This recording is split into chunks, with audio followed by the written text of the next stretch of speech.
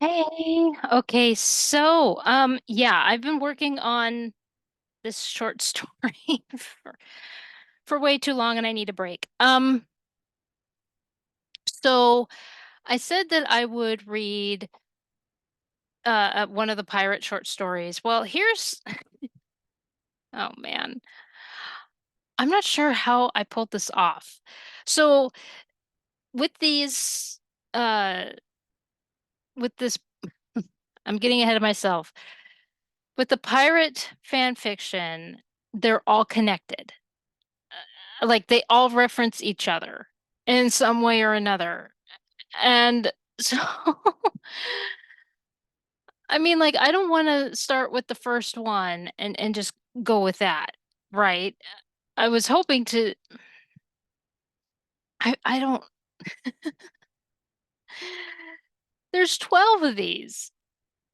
And like somehow they all, and I get that I wrote these for somebody, but this is, oh my gosh. So I think I'm able to pinpoint one place in particular. It's oh man. Um,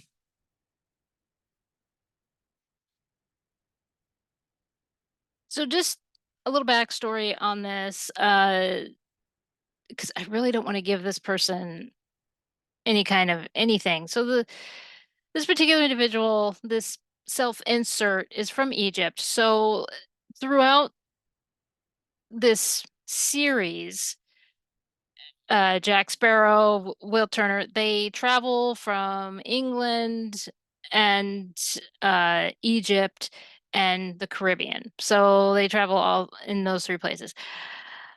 Um, I don't really want to use their names, so I'm going to use Nefertiti. I guess I'll use that when I'm reading this. And I hate to do that, but you know, um, now Will Turner is married to this character, this self-inserted character. I have a character in here, and um, Nefertiti gets along with everybody except Jack Sparrow. Jack Sparrow, she has big red flags concerning Jack Sparrow. It's like, Will Turner and Nefertiti have two kids. There's a boy named Jack who also goes by the name Curly Top because he's got curly hair like his dad. Uh, there's also a daughter named, I think it's pronounced Delilah. And I remember this name because when I was writing this and we decided to give the characters children, at first the person was like, yeah, just go ahead and name the child after, name the boy after Jack, as like men usually do. Those were her words. Guys usually name their um kids after whatever. And then when it was a girl, she really liked this name. So now I'm gonna go through three different stories and because and and you'll see how much these stories connect. Again, there's 12 stories altogether. There's a song fic. Okay. I was laughing so hard because the song fic is My Heart Will Go On. Now, I was 22, 24 years old when I wrote these stories. I can't, You can make fun of me. I was laughing hysterically. No, here's the thing. It has nothing to do with the fact that I can't stand Titanic or anything like that. I actually am a big fan of Celine Dion and her music. And but this particular song, I mean, like James Horner, I'm a big fan of. I was absolutely devastated when he passed away. I mean, shoot, he's the one that he's the composer for The Rocketeer. So this is the thing is here where I'm from, the radio stations could not stop. They would they would play My Heart Will Go On, and then they would play another song, and then it would be My Heart Will Go On, and then two songs, and then My Heart Will Go On. They would overkill. And they did this for like 2 years. It was so annoying. This song makes my ears bleed. Honestly, this particular song, I wish I could like it because it really is a pretty song. It's just that at the time that it was released in 97, 98, radio stations couldn't fucking stop with it. Oh. So, you hear it too much and you just can't. You can't even anymore. So I was laughing when I saw that. I was like, what made me choose that? Did she choose that? I don't know. Maybe. Oh my gosh. So you could laugh. I did. I just found that hilarious. So we're gonna go through three different stories, and and you'll see how entwined they are. We're not gonna look at the first one. I don't know what number this is. I probably should have numbered these, but I just want to give you an idea of how entwined they are. So, this one is titled Trouble in Tortuga. Uh, so after 2 months at sea, the crew of the Black Pearl was starting to get restless. They loved the sea. What good pirate wouldn't? There was still a need to be on dry land, especially if on this particular dry land they were headed to, women and rum were endless. The writing style is different. No, again, at this time I was also writing fan fiction for Newsies, and my obsession with Newsies had already been going for 10 years. But like I said before, my this was a new obsession.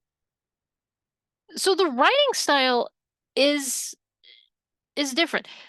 The descriptive writing is not there, but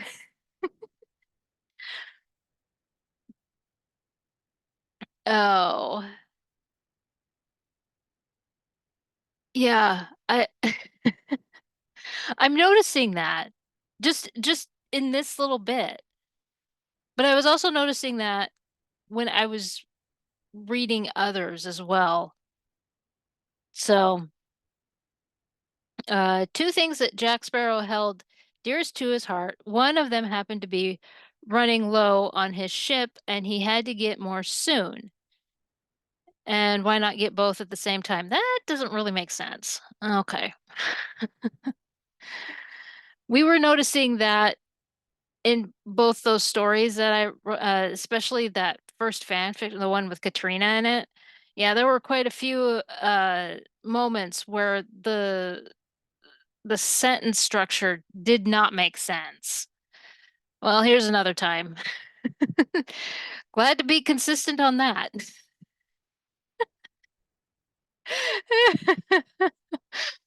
Okay, keep going. Sparrow, where are we going? Asked 3-year-old uh, Delilah. I know I'm saying that wrong. As she lined up empty rum bottles on the floor of Captain Jack Sparrow's quarters.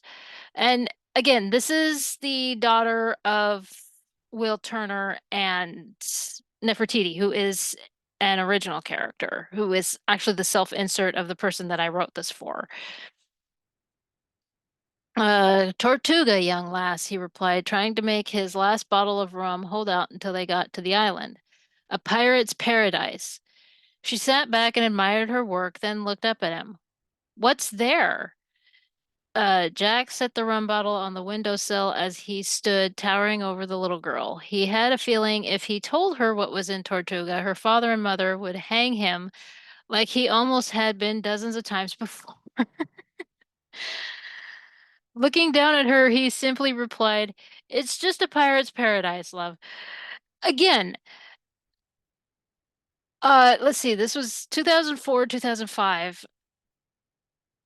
In that one video I did where I talked about the follow-up for the Pirates of the Caribbean 6, and I talked about where the movie had been in the theater for months. The first movie.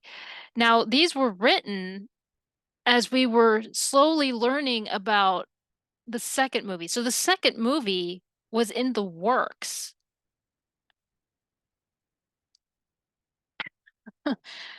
I saw the first movie in the theater as much as I could. And I think Gladiator still holds the crown for as many times as seeing it in the theater because I lost count. Oh man. So, I mean, when I was reading through these, there were so many references, so many quotes. And that's the funny thing is even with the Newsies uh uh fics that I would write, there were times where I would use like references and quotes and that thing, but it was kind of a Passover type of thing. It's in your face in these. Let's see. The door to his quarters opened and Gibbs poked his head in. Land has been sighted, sir. I have a feeling it's Tortuga. Uh,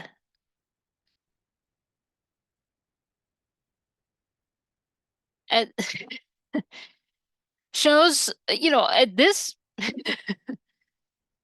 obviously, I was not as educated. I was just because I have the reference books and everything. See, when I was working in the mall, Borders was open and we would get um we would get discounts. I loved rating the discount uh table that they had. I got some of the best books at the discount table. And but the thing is that like when I read this, I have a feeling it's Tortuga. No, the pirates when they would travel around, they knew what island was what. So this is obviously before I had done the research on that. So that's why I hesitated there. Okay, Jack Sparrow grinned as he bent down, picked up Delilah, and walked out on deck to see if Gibbs was right about his feeling. He found his crew lined up on one side of the ship, looking at the horizon to see if it was true. Land was close. Just look at the spy glass. Again, 2004 me, obviously, yeah. I was new to this whole experience. It's 20 years ago. I'm more educated now. After all, it had been 3 months since they left Egypt, and any sailor would be going out of their mind for not. It would have been longer. They would have been at sea a lot longer. Obviously, my time frame was not there. Yeah. Oh gosh.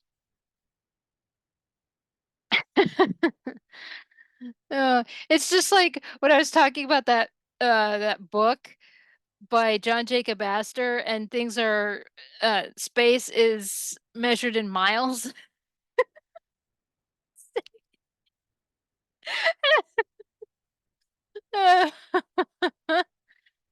I love it. Oh gosh. All right, lads, called out Jack. You know what to do. This is Tortuga after all. I can smell the rum from here. He could probably smell himself. He was just in his smelly. He was drinking in his cabin. The crew scrambled around deck to bring the ship into port. Many of them couldn't wait to get on shore and visit the many women that resided the island. Others couldn't wait to get drunk beyond their wildest dreams, since there was no way of doing that with Jack Sparrow's cabin. I loved this movie so much. One crew member, however, did not join in on the excitement. William Turner remembered Tortuga all too well and didn't want his family to witness such behavior. It was an island where pirates could do their worst without a care in the world. Oh, he's a family man now. Dad, called young Jack Turner, who now went by his nickname, Curly Top, given to him by Gibbs. Yeah, in this series, uh, Curly Top, young Jack Turner, is a big fan of Gibbs. It's like Gibbs is the favorite uncle. Can I go on? Can I go to Tortuga with Gibbs and Duncan? Let's see. William looked at his son and shook his head. No, of course you can't. I won't allow you or your sister to set foot on that island. Little did he know he was going to.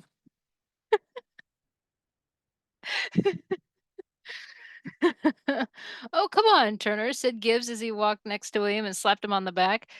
Loosen the corset strings a little there. The boy needs a little freedom from the ship. I don't remember how old uh Jack Turner is. I think he's like, I guess we'll find out. I think it says somewhere in here. His mother won't like him on that island, he said to Gibbs. It's out of the question. Oh, Mama Bear said, we'll take good care of him and make sure he doesn't see much, said Duncan, walking up to them. Doesn't see much. Come on, Dad, I got to train to be a pirate, whined Curly Top. What kind of training?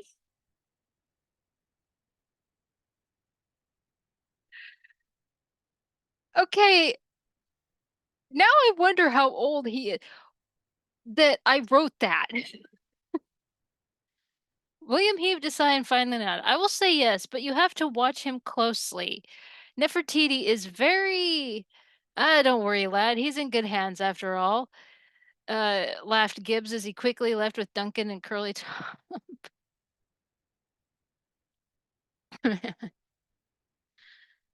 Yeah, how old is he? Oh my gosh. William could see that he had to explain to Nefertiti what was going on. Again, his wife, where they were docking, and that their son was about to set foot on an island he knew she would object to. He walked into his quarters and found her making the bed. It, it would be a bunk. It would be a small.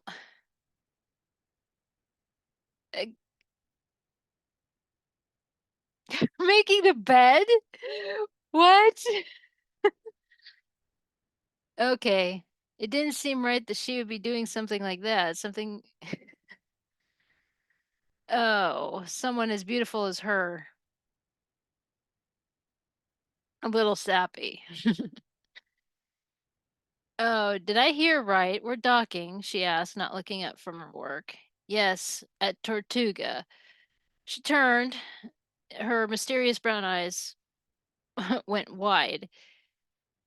He had told her about the island. She hoped they would never come to it while she was on the Black Pearl. You're on Jack Sparrow's ship. The look on his face told her there was more that she needed to know, so she crossed her arms and said, "Well, what is it?" "Gibbs and Duncan are taking our son on the island." "Over my dead Oh, she exclaimed as she walked out of the cabin and onto the deck to find her son and daughter and keep them close to her. Nobody was going to expose them to indecent behavior while she was breathing. In her search, she ran into Anna Maria and asked, "Where is Jack?" "He went on the island already," answered Anna Maria. Delilah's with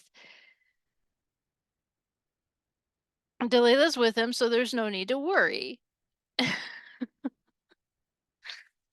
"No need to worry," she exclaimed. "My children are going on an island where things are going on. They're too young to know about. Calm down. Have Will take you on the island and go and search for for them. One thing's for sure, on Tortuga, a single woman won't be single for long." Uh, oh my gosh. Just that whole scene alone. How many times did I watch this movie? Holy crap. I think this was one of the first movies where it was out on DVD and still in the theaters. I could be wrong, but I mean, you can correct me, of course, but it seems like I just because I'm old as the hills. I remember how there were times with some of those VHS releases where it took 2 years for them to release the VHS. Yeah, it all depended on. Okay, so next scene, uh, Delilah covered her ears. It was much too noisy in the pub as the drunks fought and sang or attempted to. She sat in Jack Sparrow's lap as he drank to his heart's content. Here in Tortuga, he didn't have to limit himself to drinking. There was no limit. Again, the writing style is so different compared to the Newsies fiction that I wrote. I mean, again, the descriptive writing isn't there. There's a little bit more, just a hint of a little bit more. So obviously, I was very excited about this movie. I mean, everybody was drunk on pirates. And there's a lot of times where we're going through stuff and I find stuff that I didn't realize I bought. I was that obsessed. So, yeah, the style is different. You There's that much of a difference. I mean, when you're obsessing over something for 10 years and you write fiction for it, and then you have this new obsession, the brand new obsession, and you write fiction for it, there's that much of a difference in the writing style. You wouldn't expect it, but here's the proof. Oh my gosh. Oh, and I'll probably bring it up quite a bit, but it blows my mind. You would never expect it. Okay, more rum here, he called to the barmaid, then turned to Delilah. Now, lass, let's sing a bit more of our own song. Delilah's face brightened. She never got tired of singing with Jack Sparrow, even if it was just one song. Let's see, I was teaching dance. This was when I was teaching at the time. I was also teaching little kids. And so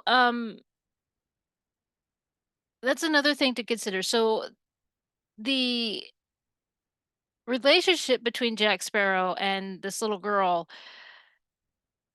was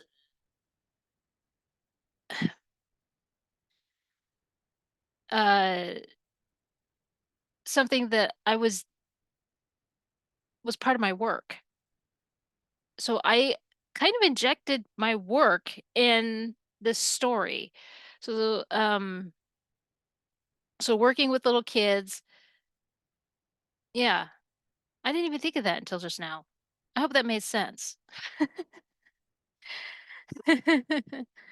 Yeah, I remember because that was one thing with the way that I was told to teach was that a lot of times we had our class set up where you would have the kids sing, and you were teaching tempo to the kids, and so that they would, 1, 2, 3, 4, that way they could understand beat, tempo, and it worked alongside the dance because I taught ballet and tap class, and so it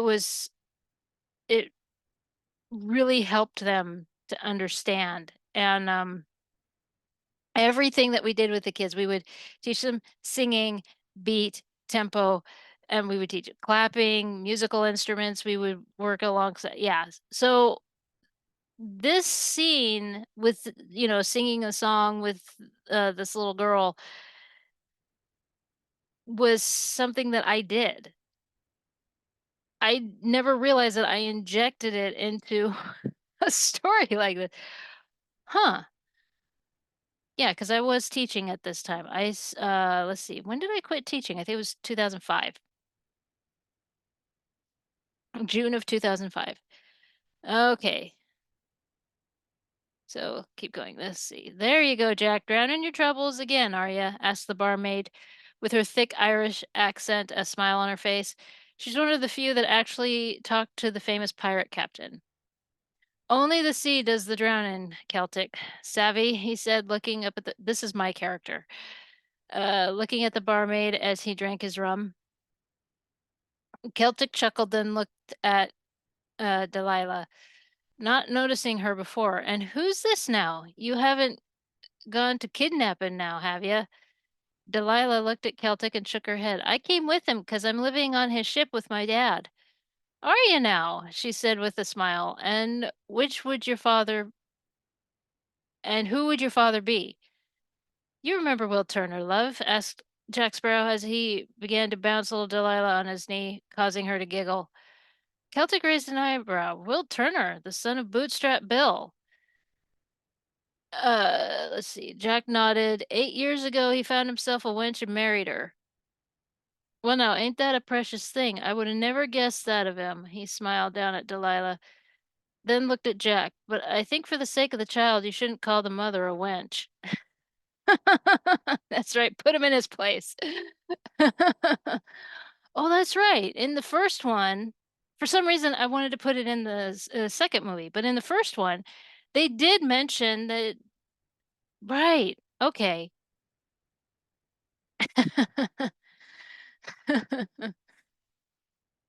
Yeah. Uh, they talked about Jack's backstory in the first one, but he was bootstrap. Okay. Yeah. I gotta watch the movie again. It's been a little while. Oh. That's right, and then isn't it the second one where you actually meet Bootstrap Bill, and then in the third one, you meet Davy Jones?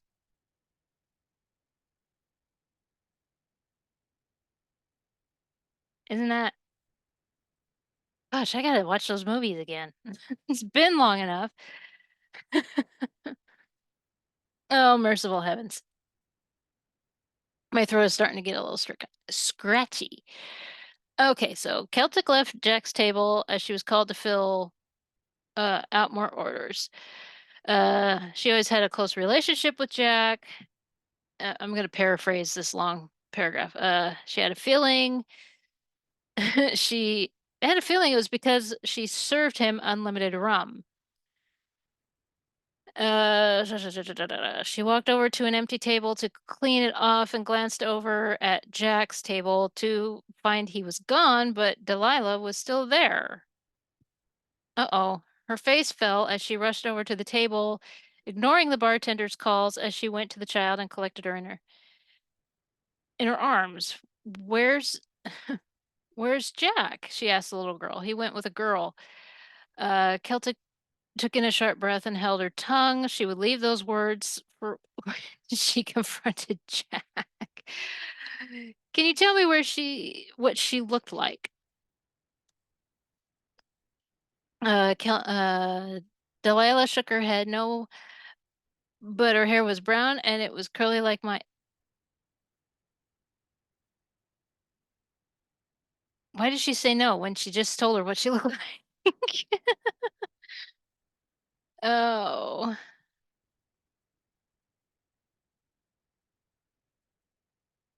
that would be Scarlet, replied Celtic. Jack Sparrow could never resist the well-known wench of Tortuga.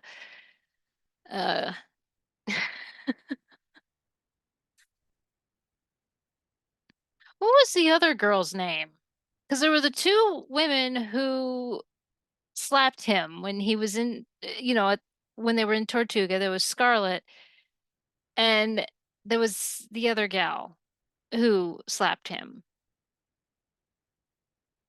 There was Scarlet, and then the other when because didn't he say the name Scarlet, and then the other gal who said, "Who's she?" And he said, "Who?" Oh. Okay, so she says, "Come on, I'll take you to the Pearl. I'll explain to your parents, though I don't know your mother." Delilah nodded, just staring at Celtic. She had been left alone by Jack Sparrow, the one person she trusted the most. She never trusted anyone like she trusted him. It was something she couldn't understand. Oh, poor little girl.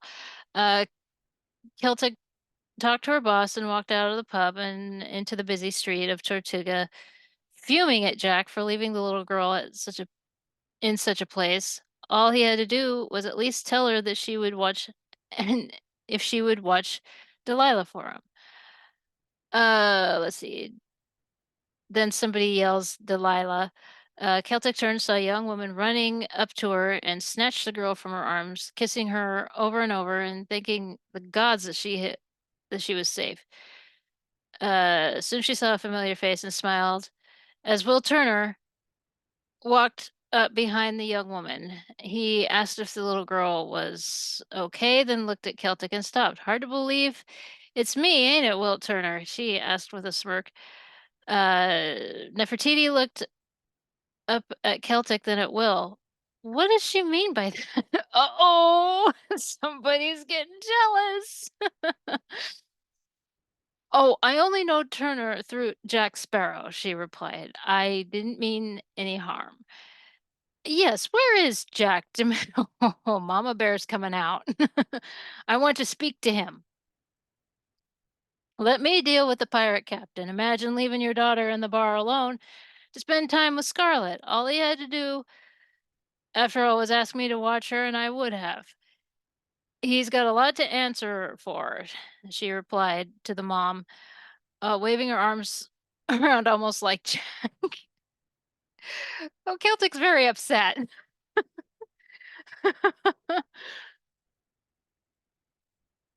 But the funny thing about that is I do that all the time. I'm sure you see it in my videos. I mean, I'm doing it right now, where when I talk, I've always had that flaw where I talk and my arms are all over the place. They really are. And I remember one of my friends one time says, "Is that like an Irish thing?" I was like, "No, I think it's just a me thing."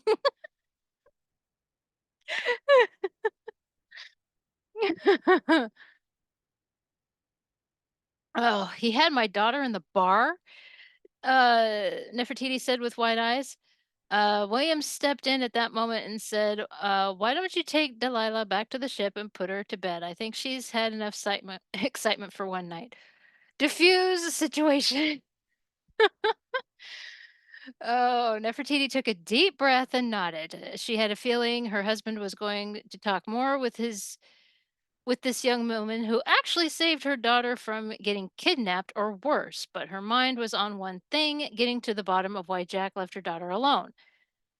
Understandable. Yeah, that's a mother's instinct. Once she was gone, William turned to Celtic and said, "You'll have to excuse my wife. She just wants to make sure our children are safe, as do I." "No harm done, Turner," she replied. "Now, what can I do for you?"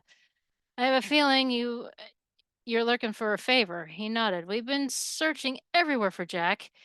He just left with our daughter, and then for him to just leave like you say, he ran a hand through his hair. What I'm trying to say is I think you shouldn't serve Jack rum."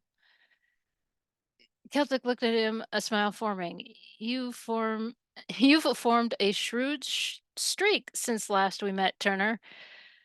"When it comes to my family, I'll do what it takes," he replied. "Your wife is..." Oh, uh, now she's changing the subject. "Your wife is very pretty. Where'd you meet her?" "In Egypt. She's from there. She goes by the name Nefertiti." "Well, uh, I can see why." "Oh, actually, that's for the original name." Uh, "I've got to get back to work. I'll make sure Jack is taken care of, and maybe tomorrow I'll come by and visit instead of you and your family come come into the bar." William nodded to her and waved before turning and walking back to the Pearl. He didn't care if Celtic was going to take care of Jack for him. He was still going to talk to him. Oh, protective papa. Oh, okay. So we're into next morning. Um,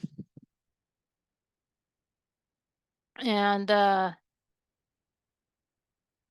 So, yeah, morning sunlight poured into the room of Tortuga resident Scarlet, though it did nothing to the sleeping form of Jack Sparrow.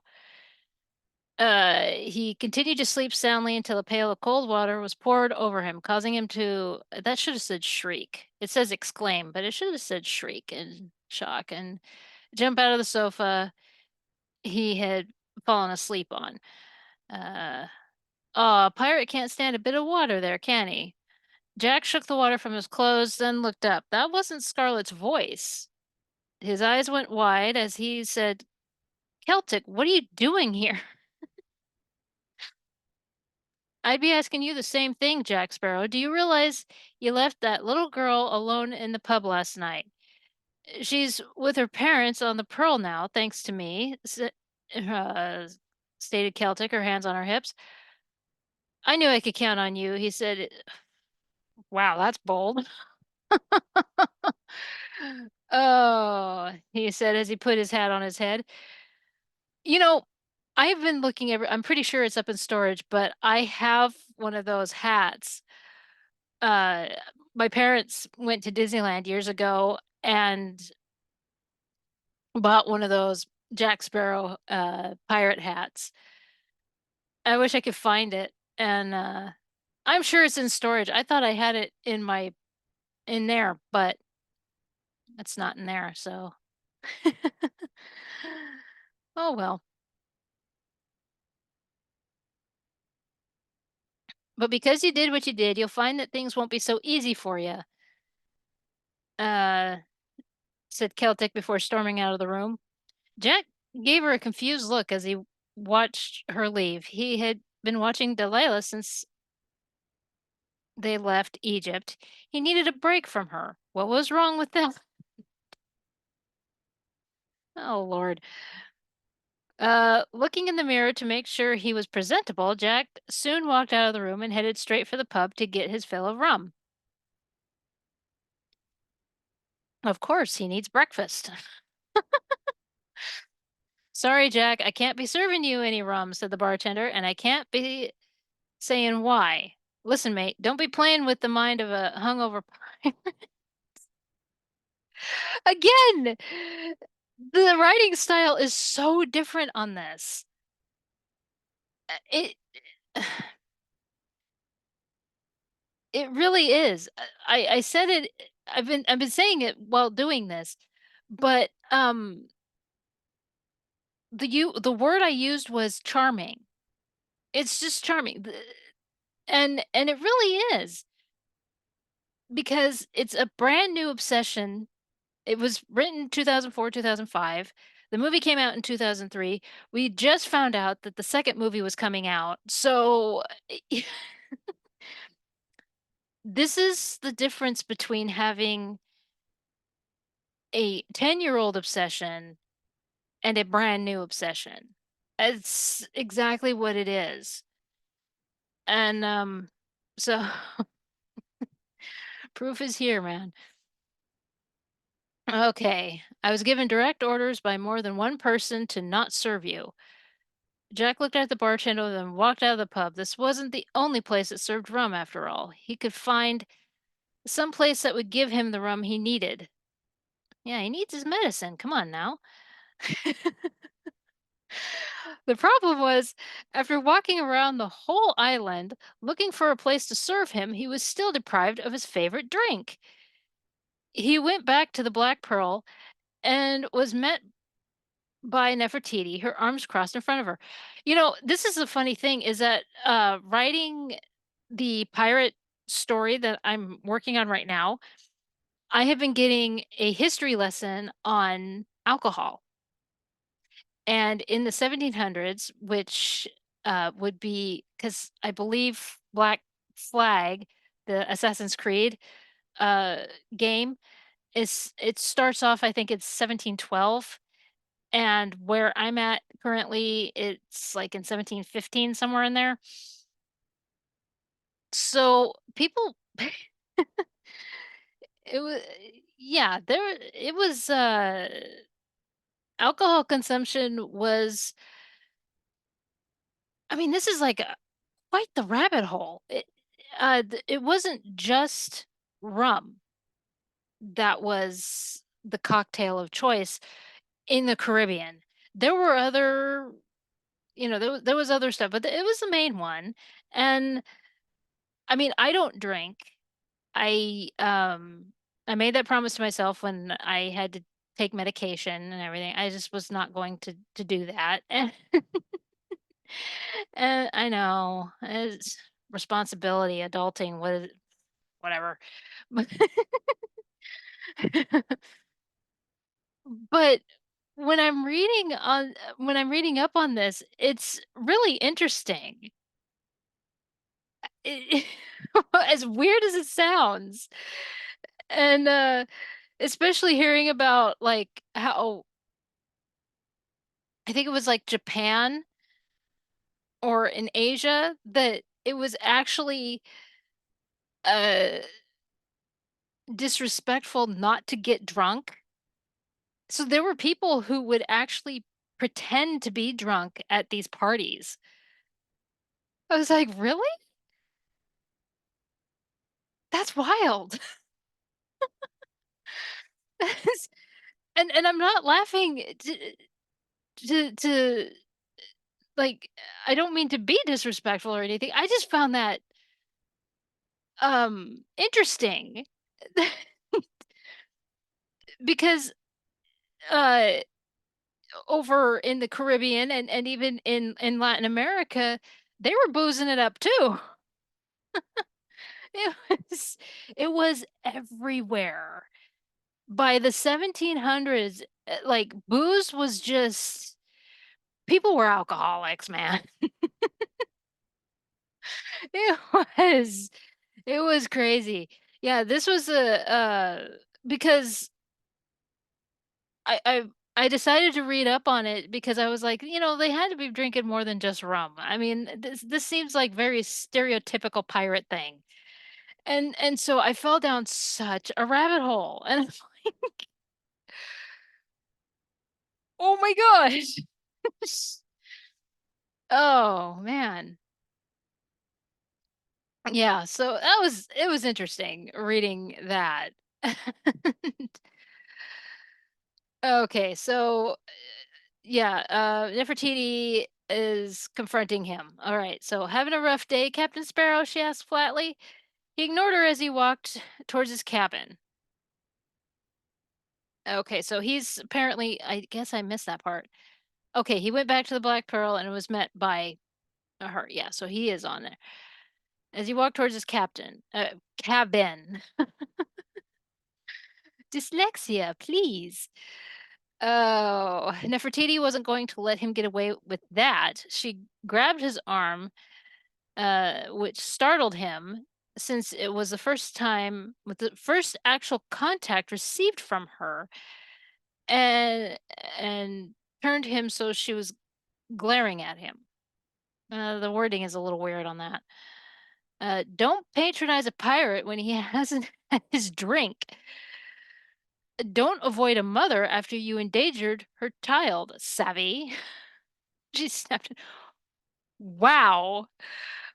That is, oh my gosh. I love the exchange here. I absolutely love that exchange. I can't believe I wrote that.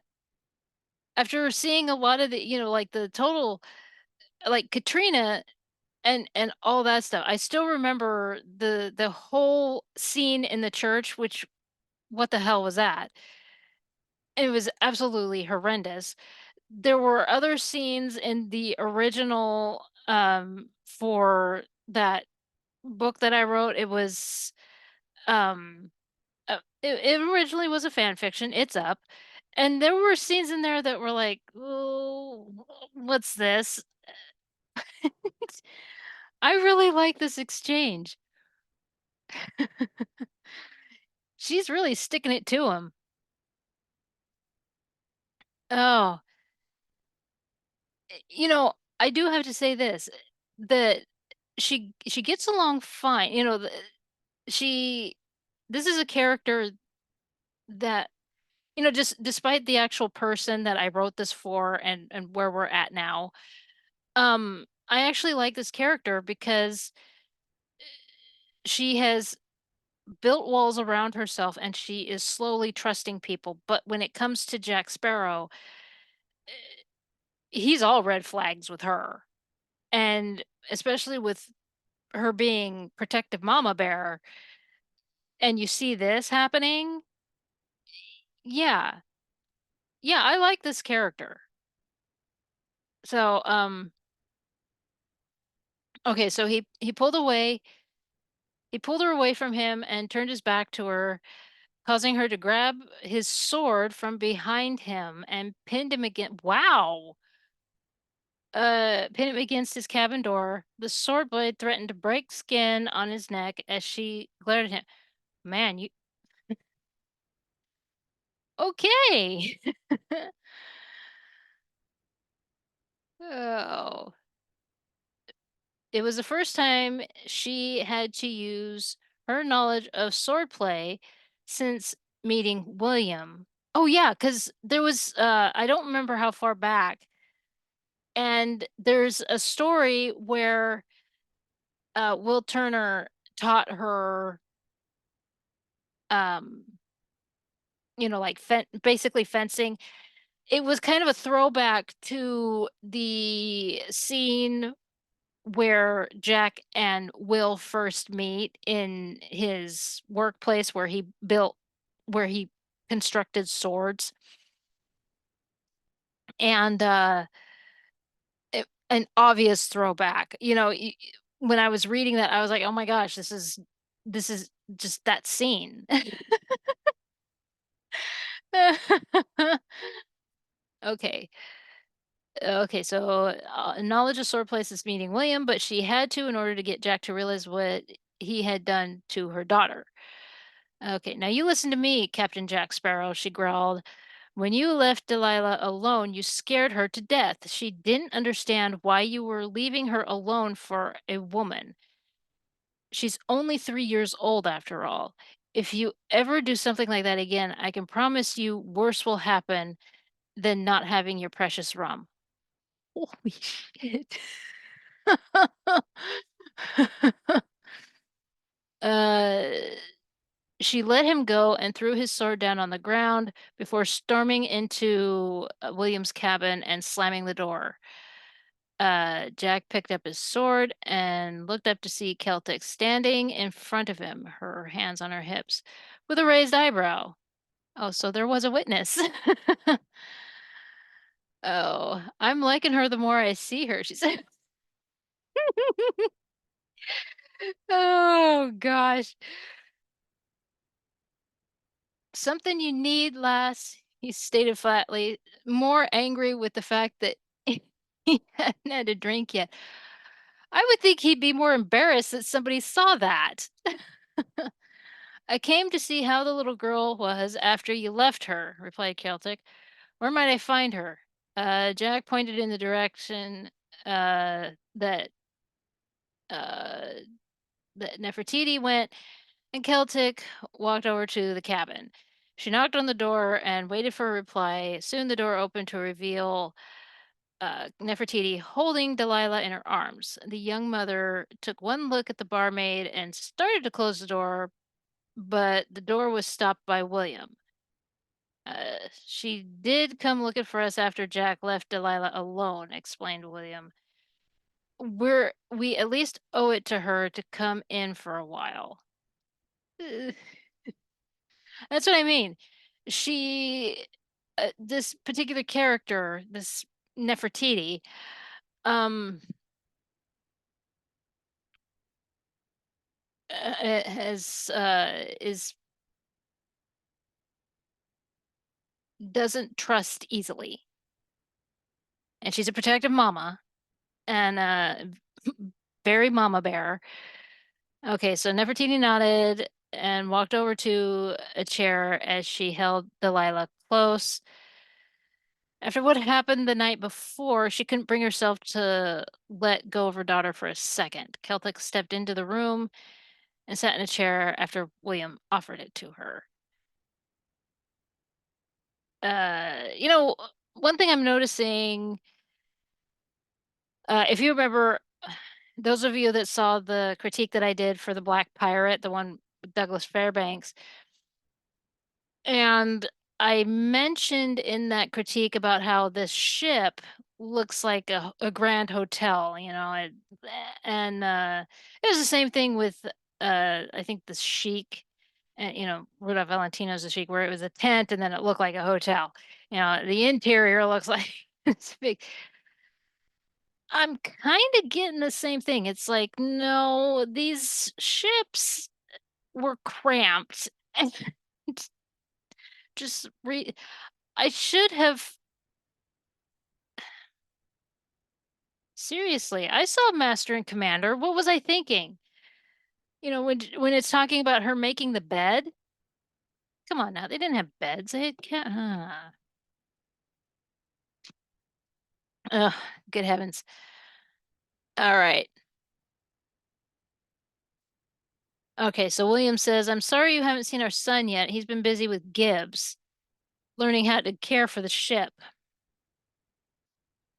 "I'll see him in time, I'm sure," said Celtic. "I know how boys can be about learning new things." Uh, let's see. Nefertiti looked up, raising her eyebrow as she looked at Celtic and asked, "And how do you know about that?" "Oh, it may not look like it at first, but there are children residing at Tortuga," she replied with a smile. "Oh, Turner and I ain't offended by her question." Let's see. "Oh, Turner, I ain't offended by her question. Don't look at her like that." There should have been more there. There should have been a little bit more like how Will Turner may have given her a dirty look or something. And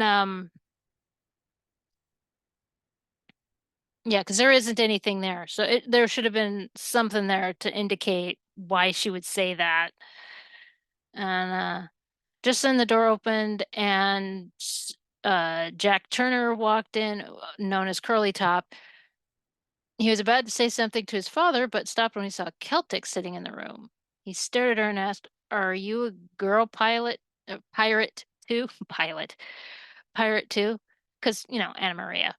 Uh, Celtic laughed and shook her head. "Now, I'm just a barmaid. I'm one that serves pirates their rum."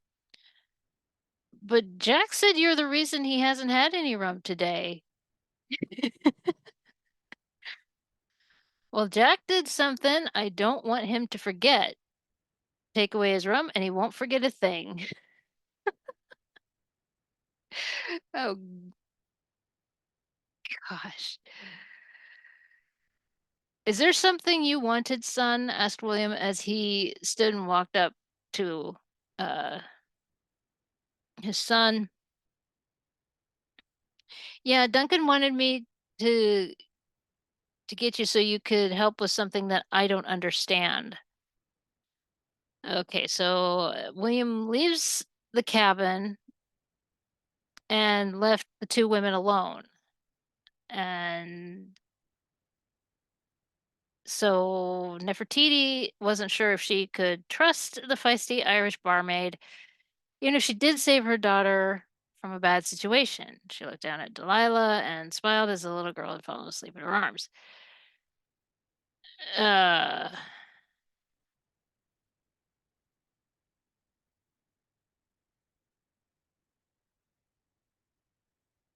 let's see. "She must not have slept well last night," said Celtic. And then, let's see. Yeah, the wording is a little weird here. Okay, so then Nefertiti says, "How did you know that?" "Personal experience. I was left alone a few times myself while my mother went off with a man. I couldn't sleep a wink during those nights. I'll tell you that." "You were left alone? Where did you grow up?" "None of that's important, but I can see that Jack is ready to talk now." The door op- uh, the door opened and in walked Captain Jack Sparrow. He stepped in and stood next to Nefertiti. She had to admit she was liking the fact that he didn't have any rum at all because it seemed to work in her favor. Let's see. So his apology goes, "The rum went to my head. Then I saw Scarlet, and all else around me was forgotten." And Nefertiti basically says, "You should say that to my daughter once she wakes up." Then he turns to Tel- Celtic and says, "You just seem to be everywhere, wench."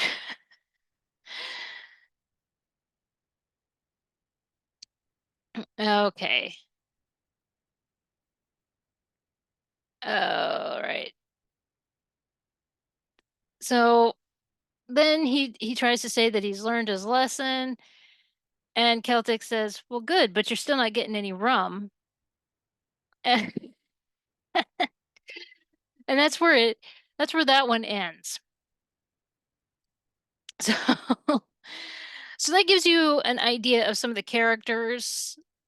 Uh so yeah, uh Jack walked away from this little girl. And um so now we're going to look at another one. We have this one is titled something for Delilah. And so Tortuga's pubs were always alive with laughter and singing, sometimes fighting, but only late in the evening. I wouldn't say that. I'm pretty sure there's fighting all day long. Bar fights happen always.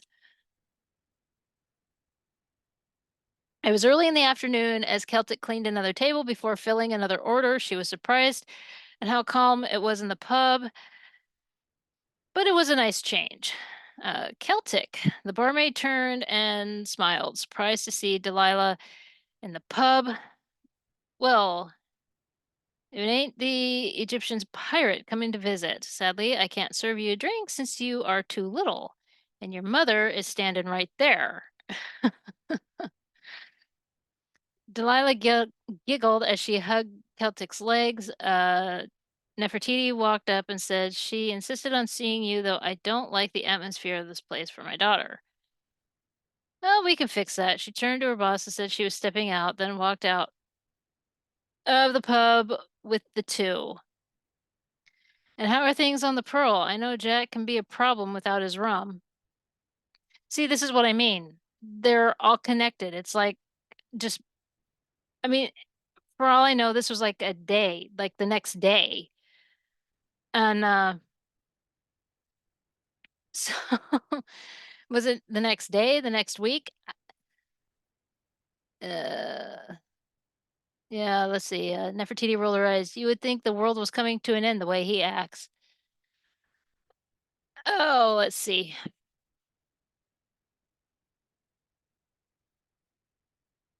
You know, you know what this reminds me of? It suddenly occurred to me. In Muppet Treasure Island with Billy Bones, where they keep saying, "Don't be giving him any more rum." Maybe that was the inspiration for this. How does she bloody do that?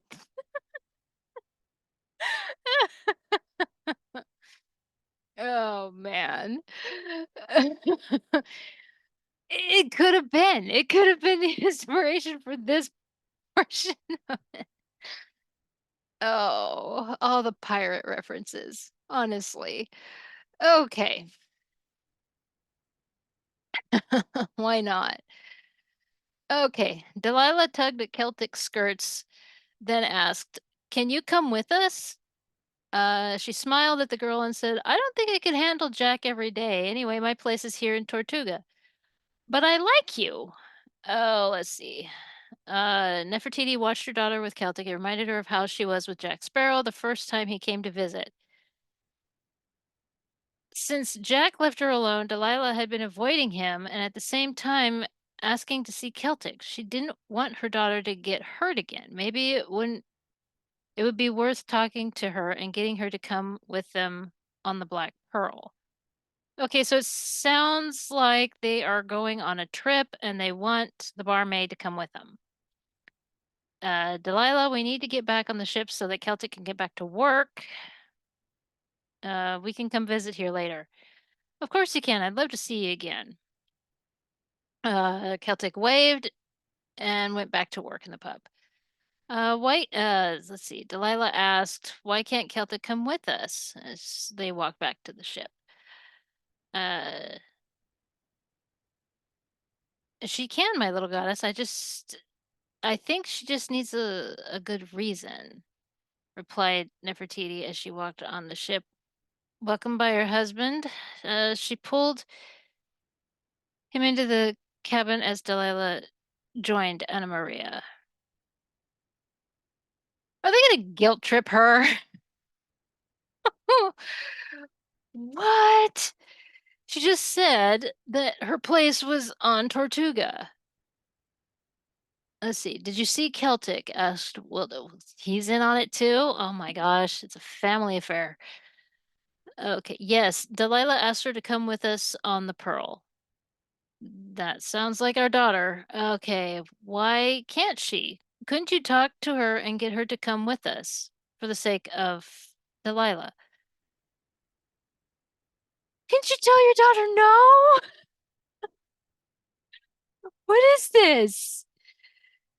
Okay, so Will Turner stared at his wife, not believing what he was hearing. He knew that they owed something to Celtic for what she did for their daughter, but to have her become a member of the Black Pearl? That could be more than interesting with her feisty personality and sister brother relationship with Jack Sparrow. Yeah, I don't know if I should. I mean, I know you want her around for Delilah's sake, but what about her? Tortuga is her life after all, he said, looking out. Yeah. And what about Delilah? After what Delilah went through with Jack, It would be heartbreaking for her to lose someone she has grown fond of. You should have seen her with Celtic after all. Uh, oh, William heaved a sigh. I did not plan that, I promise. Okay, I'll talk with Celtic. I'll see if I can get her to come onto the ship and leave with us, but I can't promise anything. Okay. Like, have you ever thought of telling your wife no? Why are you such a pushover? He was kind of a pushover in the movies, though, wasn't he? Like, uh, you remember the part where he realized that he was a big asset, like, he was the son of Bootstrap Bill, and, like, everybody needed him? Like, he was, like, this immortal type kid, and Jack sat there, and he's like, "Please don't do anything stupid."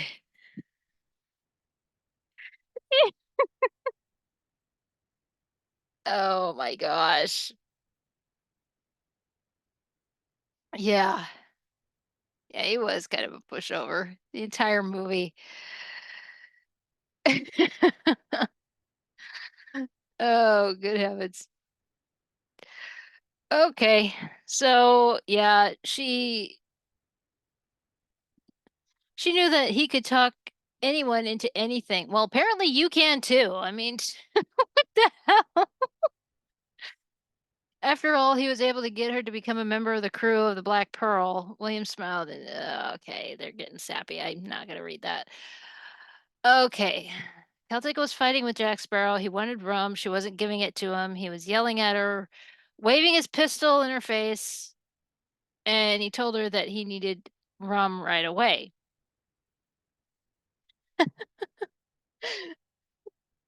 Typical Saturday night. What is Oh my gosh. Oh. I wish there was a little more description on this one. If you put just add a little more description on that one, it'd be fucking hilarious. All right, stop your belly aching. You're not getting any rum. That'll teach you to leave children alone, won't it? Oh, wench, give me rum. She turned her back on him. She continued her work, ignoring his yelling and screaming. He was still carrying on as William Turner stepped into the pub to talk with Celtic. Rolling his eyes, he pushed Jack away from her and said, "Leave the lady alone, Jack. Let her work." Oh, I need rum, you whelp. Tell her to give me rum. Not until you've learned your lesson. So this had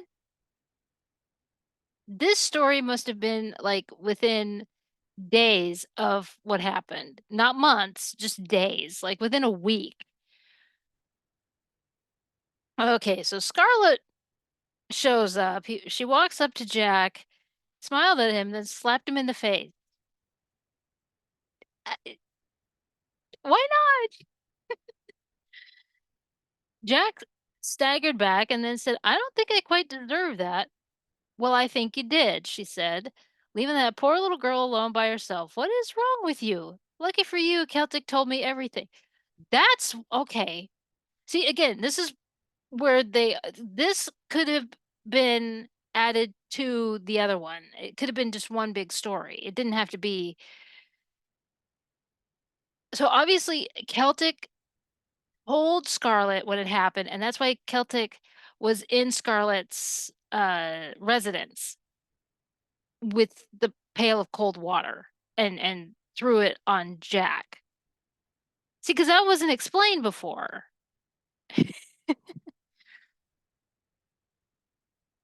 Okay, so lucky for you, Celtic told me everything. How is that lucky for me, love?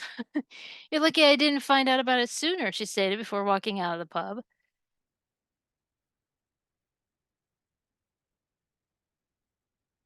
we're just a lot. There should be more about that.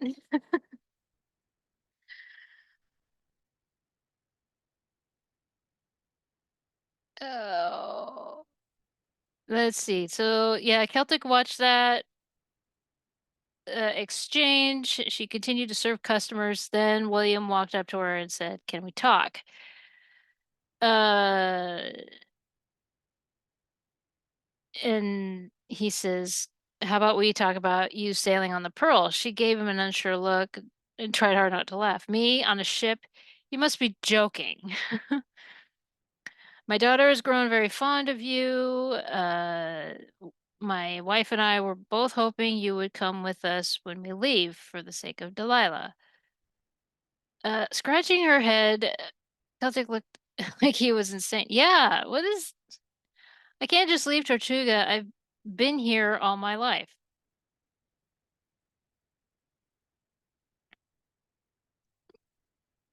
Okay. Uh, okay. But you and I both, something tells me,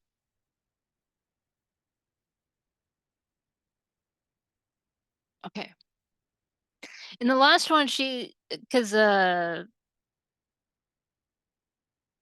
Nefertiti asked her uh, about her life, and she said that's not important. And now she's saying I've been here all my life. I don't know. There's like I don't, something is inconsistent here with Celtic's backstory. Uh, but you and I both know it's not what you want in life. He had her there. Many times she wished for something more of adventure. Now she had the chance and she was pushing it away. She knew the crew of the Black Pearl, and she knew Jack Sparrow quite well. Quite well, like very well. So what was holding her back? She didn't enjoy the life of a barmaid after all. Okay, so she looked at it and said, I'll have to think about it. This isn't something I can just take back once I decided after all. Okay, so okay, it says he's known her for years, would never leave Tortuga for anything or anyone, especially since he knew about Jack Sparrow asking her to join his crew, even if he was drunk at the time, and she turned him down. Her reason was her heart belonged to Tortuga. But this is the thing, he's known her for years, but in the last story, they hadn't seen each other for years because he had been somewhere else. Yeah, so yeah, I have a hard time with that one. There's those little inconsistencies that pop up every once in a while, especially when you're writing stuff like this. Yeah, it comes up all the time. There was a series that it was one of those Lord of the Rings series.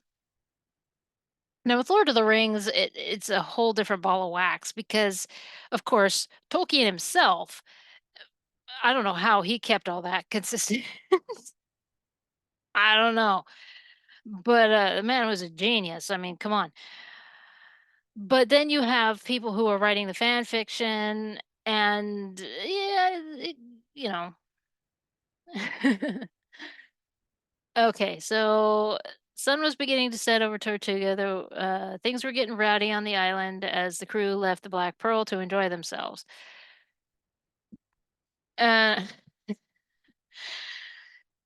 of course, they want to enjoy the rowdiness.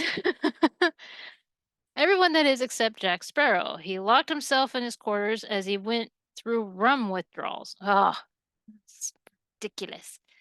William Turner sat at the helm with his son Jack, who now went by Curly Top. We get it. I think that's been explained about 4 times now. They were arguing over the fact that the young pirate wanted to go on the island, but his father said no. Curly Top then pointed,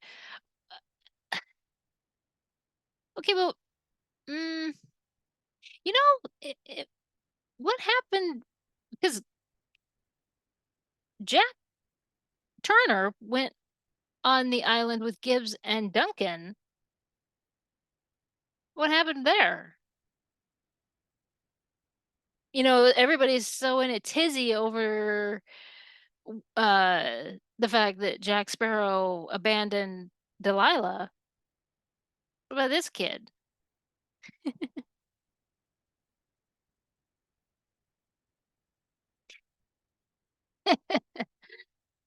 Uh,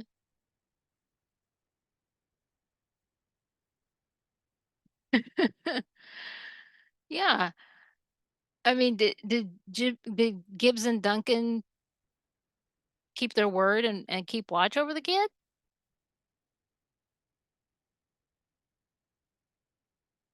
Yeah. Okay, so he then Jack Turner then pointed to shore and said, "Dad, who's the lady there? Is she a lady pirate too?" Looked in the direction his son was pointing, and his eyes went wide. The lady he was pointing to was none other than Celtic. Another inconsistency because in the last story,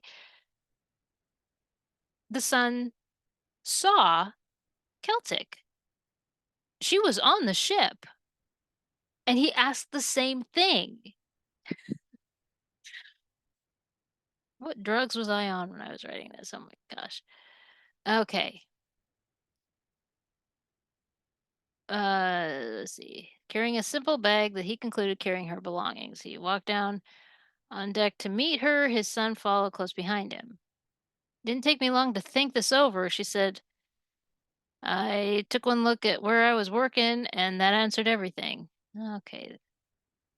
This is my son, Jack. He goes by Curly Top now. Looks running the family, I see. Girls will be swooning over you as you get older. Young Jack rolled his eyes and shook his head. He already told the whole crew that girls were never going to be of interest to him. Of course, he was still only 5 years old. Okay, so he's 5 and Delilah is 3. A 5-year-old on Tortuga. Oh,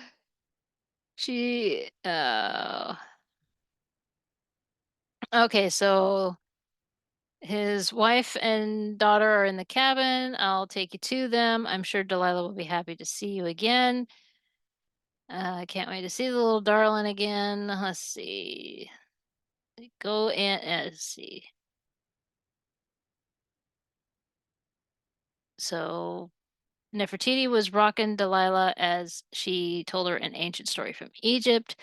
Delilah looked up and smiled when she saw her father, then brightened altogether when she saw Celtic.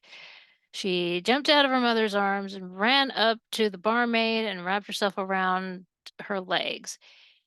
You did decide to get away from that dreadful island, said Celtic, standing and walking over to William. This little chuck of Egyptian happiness was able to persuade me.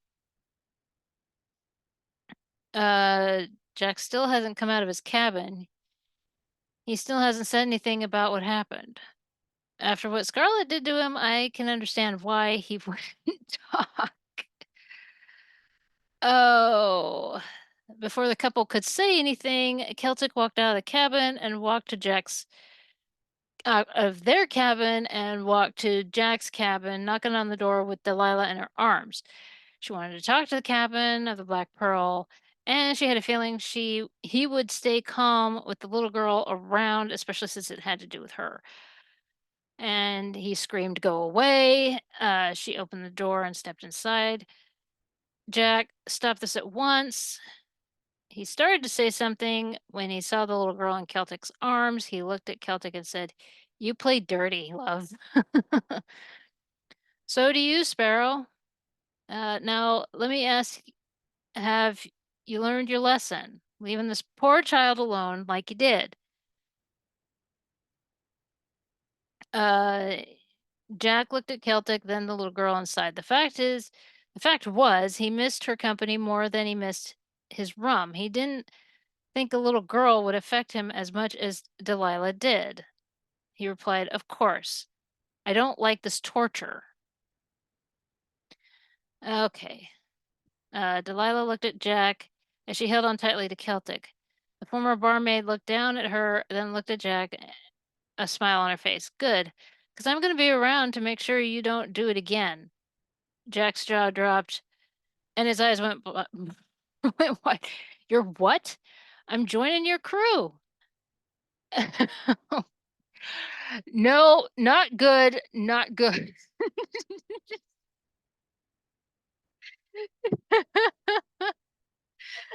Again, using the quotes from the movie. He was cut short as Celtic suddenly pulled out a bottle of rum. From where? I don't know. I mean, and probably from who knows? Who knows where? Oh, she probably had a bag around her shoulder and probably pulled it out there. But again, descriptive writing isn't there. What was that you were saying?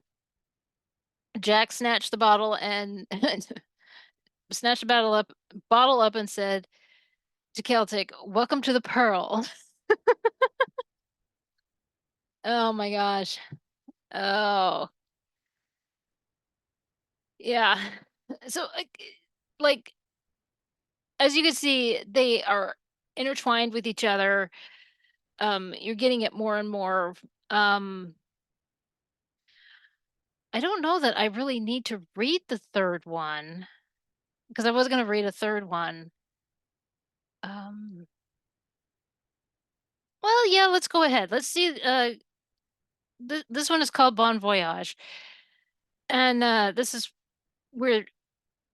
Well, we'll see. Okay, so it was early morning when the crew of the Black Pearl began getting things ready to set sail. Uh, Curly Top was off to the side, handing Gibbs rope, making sure they had enough for their voyage. Uh, he was hardworking. At the same time, Will made sure he wasn't overworked, just as he did when he was helping him make swords back in Egypt. Um, so that is a reference to another one of the other. Yeah, so apparently he was making swords in Egypt. I don't remember how many stories back that is. Uh, and to be quite honest, that is, I guess that's just protective dad. I don't know. I don't know that that was really needed to be said. Okay, so that's good curly top. That'll be enough for the voyage, said Gibb as he took the rope and started to take it into storage. Am I a good helper? He asked. Of course you are, lad, and a fighting good pirate for your age. In fact, better than your father when he started. Oh gosh. And you think about it, these kids are under 10 years old, and Will Turner was like in his 20s. I think that's the age range where Will Turner was supposed to be, where when he first met Jack Sparrow. Oh my gosh. So Curly Top smiled. He was better than his father. That was saying a lot because his father was the best at everything. I mean, that's kid mentality, right? I mean, parents are superheroes. Walking up on deck, he ran up to his father and said, "Dad, Gibbs said I'm better than you are at being a pirate." Is that so? Aye, it is. Those stories rubbed off on him right well. I'm not sure if that's a reference to one of the story. I can't remember, or if it's just they're telling him stories of his dad and Jack Sparrow. Um, let's see. They continued to load the ship with supplies along with the rest of the crew. Jack Sparrow came out of his cabin and on deck. He looked in time to see Celtic and Anna Maria loading a case of rum onto the ship. He ran over to her and hugged her, ran over to Celtic and hugged her tightly. Have you ever said that I love you? He said to Celtic. Every time you're drunk, she laughed as she uh, walked past him and helped with the case of rum. That's one thing about Anna Maria is that I really liked that character. I was so sad when she wasn't in the second one, but after hearing Zoe Saldana explain why she didn't return, I understand. But at the time, I remember sitting in the theater watching and I was like, "Where is she? Where is Anna Maria?" Because the others were there, but she was not. I was like, super sad face. Where is she? And oh, I was so devastated when she didn't come back. Oh, because I really liked that character. Let's see. And here's Delilah clamped onto his leg, and he says, "Well, hello there, love." She giggled as he picked her up. Then she kept gesturing to her hair till he said, "Well, what's this? Looking to be more like me now." In her hair was a string of beads, just like he had. I actually have one of those Jack Sparrow pirate hats from Disneyland. My parents went to Disneyland and they brought me back one of those. I think it's up in storage. I thought it was in my, but it's not. So I apparently put it up in storage and and the obsession continues. It's all the stuff that I have. Okay. She insisted on wearing beads in her hair just like you, said Nefertiti as she walked up behind Jack Sparrow. I have no idea why though. I'm Captain Jack Sparrow. Who wouldn't want to look like me? He said with a smile.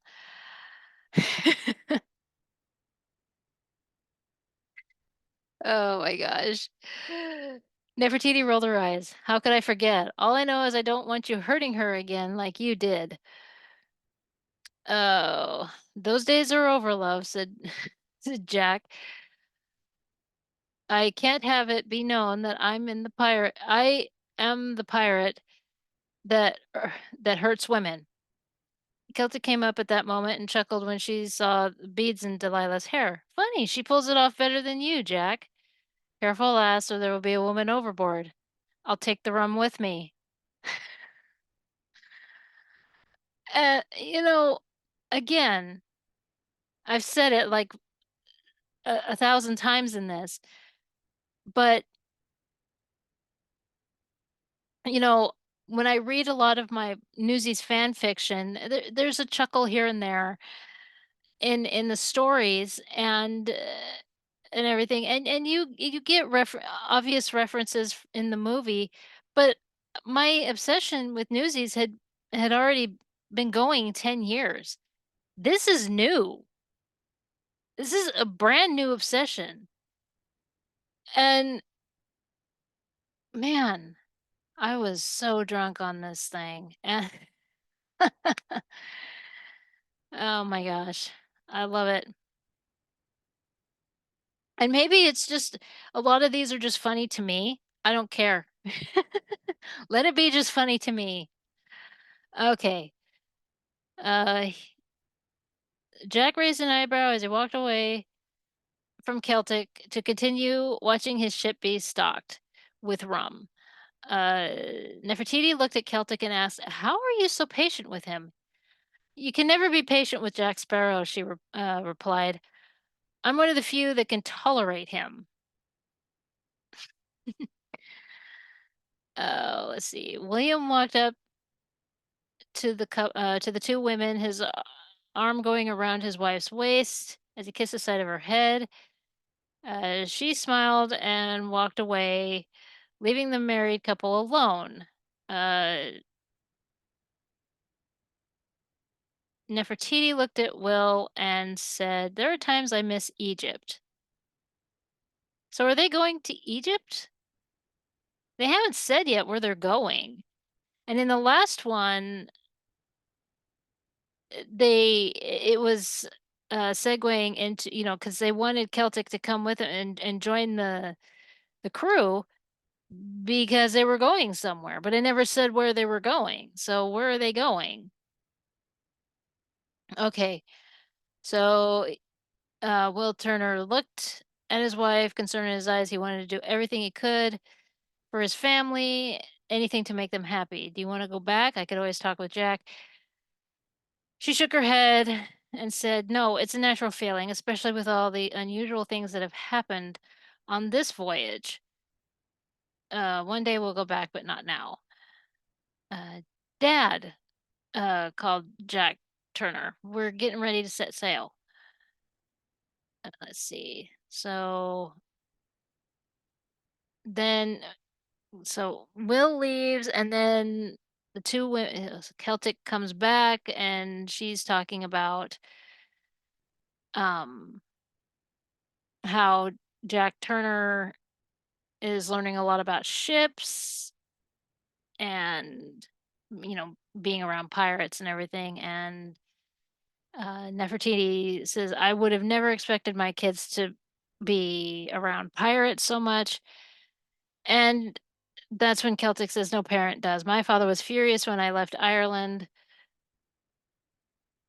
What? Of course, it was with pirate. It wasn't with pirates. I honestly didn't expect to end up in Tortuga. Now, wait a minute. She said that she had been in Tortuga. The last one, she said that she had been in Tortuga her whole life. And Her, this was my original character, and I couldn't even keep her backstory straight. What is happening? Okay. So apparently she had jumped on a ship, to leave Ireland, and the crew left her on Tortuga. And she worked in the pub so that she could live here. Yeah, of course she. Soon I met Jack. Of course you met Jack. You worked at a pub. Oh man. So Nefertiti found it interesting that Celtic was so positive after all that happened to her. If all that had happened to Nefertiti, she would have been furious and wanted revenge, as well as try to get off the island. Of course, now that she was going to be with Jack Sparrow every day, there might be a change. That doesn't make sense. That's worded weird. Um, I don't know. What's that mean? That because she's going to be stuck on a ship with Jack Sparrow, there was going to be a change that she no longer wants revenge? I don't know. Yeah, that doesn't make sense. Okay, 3 days passed since leaving Tortuga. Where are they going? The weather was not agreeable. Every single day the crew would wake up to rain. Fortunately, no storms. Not sure how they did that, but okay. I think I have the hiccups. Hopefully not. I would hate to have hiccups the rest of this. Okay. In the Turner cabin,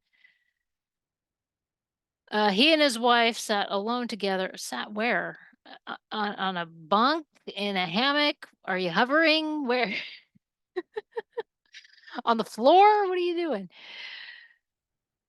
That, that's the hilarious part to me. Seriously, I in the first story, she was making the bed, and then there were two chairs. I brought up how in the Black Pirate, you looked at the ship that they were on, and it looked like a grand hotel. Oh man. The descriptive writing, the lack of makes it hilarious. Just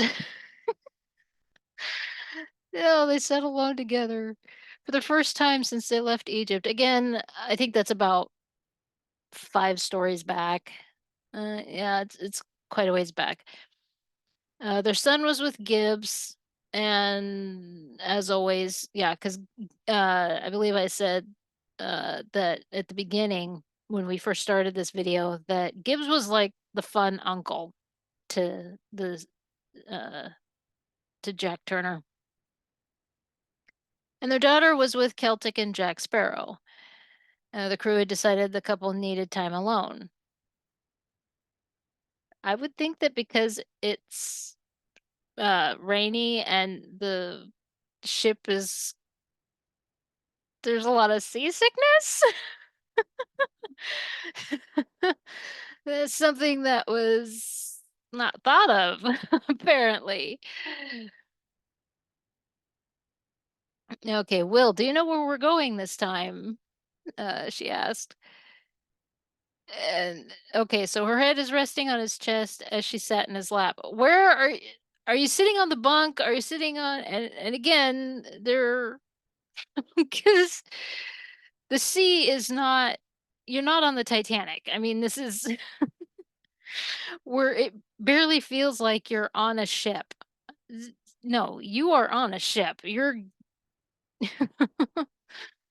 Oh, okay. So do you know where we're going? I wish I did, but you can never tell with Jack. We could be going back to England or we could be going to Ireland. It's the same place? It's in the same area? I... Apparently, I flunked geography class. Okay.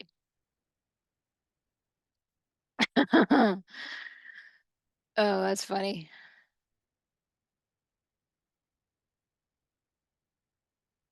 Okay, so it's getting a little sappy here.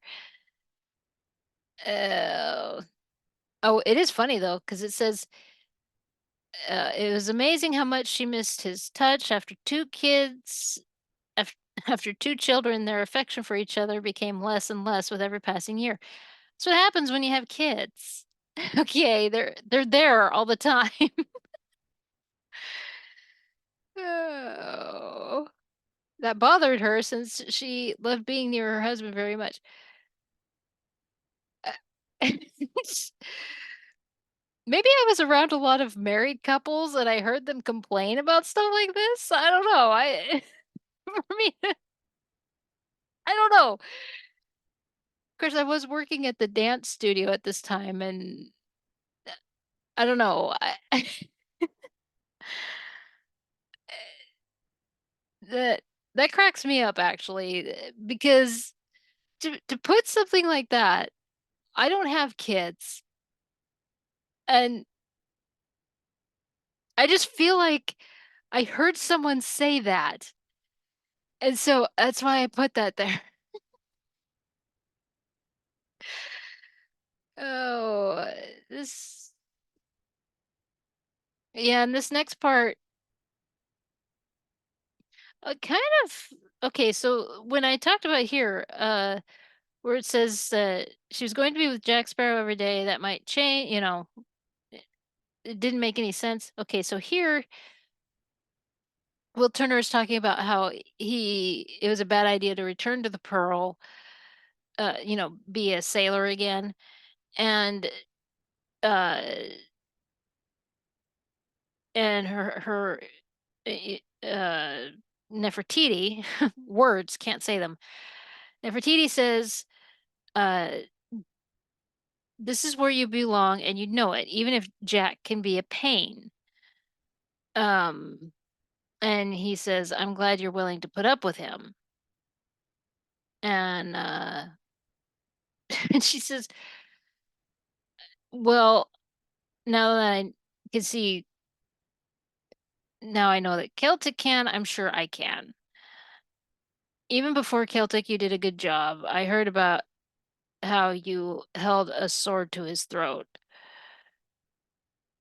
And she had enough of Jack's attitude toward what he did to Delilah. She was going to do what it took for her to, okay, she was going to do what it took to get him to see she meant business. Yeah, she was Mama Bear. But the thing is that in the first story, which the first story was the one that I continuously remembered and why I wanted to find these stories. I constantly remembered the story, and I could have sworn for the life of me that it was, uh, this Nefertiti character meeting up with Jack Sparrow, and she held a sword to him, because they're in Egypt, and it turns out it's Will Turner goes into what he thinks is like this pub, eh, but what he believes to be sort of like a pub, and he sees this dancer girl, and he has to meet her. So he goes to the back of this building, and she holds a sword to his throat. Now, for the life of me, I was remembering it as it was Jack Sparrow that went into this building and bought a drink and saw this girl and went to meet her. And so I think I got the stories mixed. And but that first story I really wanted back. And and of course I wanted these other ones, but that first story would I don't know, but because I had worked so hard on it. It's one of those things where you work really hard on something, and y you don't wanna lose it, and then when you lose it, it's like, "Ah."